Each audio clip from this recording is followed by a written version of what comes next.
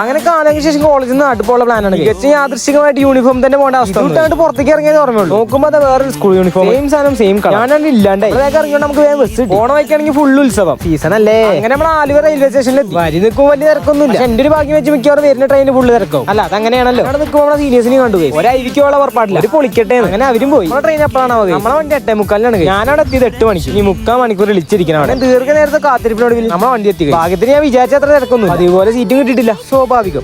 ഇത് കണ്ടപ്പോഴാ ഞാൻ നാട്ടിലേക്ക് എന്തിനാ പോണെന്ന് പറഞ്ഞു. ഞാനും പോണത് ഉത്സവത്തിലാണ്. നാട്ടിൽ ഉത്സവം അല്ലെങ്കിൽ നാട്ടിൽ പരിപാടി എടുക്കുമ്പോൾ നമ്മൾ പോകാൻ മോശമല്ലേ. ഇന്നാണ് അവിടെ സ്റ്റാർട്ടിങ്. അല്ല ഇന്നത്തെ പരിപാടിക്ക് കൂടാൻ പറ്റുന്നു. അങ്ങനെ 2 മണിക്കൂറിന് ശേഷം ഷൊർണൂരൊക്കെ എത്തി. ഇനി ഇവിടുന്ന് ബസ് കിട്ടില്ലാണ്ട് ടാസ്ക്. ഇതെല്ലാം നമുക്ക് ആ ഗ്യാപ്പ് പോയിട്ട് കുറച്ച് ഫുഡ് കഴിക്കാം. മിക്കവാറും ഇതിന്റെ ഇടയിലാവും ബസ്സും പോകുന്നുണ്ടാവുക. എനിക്ക് നല്ലോണം ഈ സമയത്ത് ബസ് കിട്ടുന്നു. ഏതായാലും നിന്ന് നോക്കാം.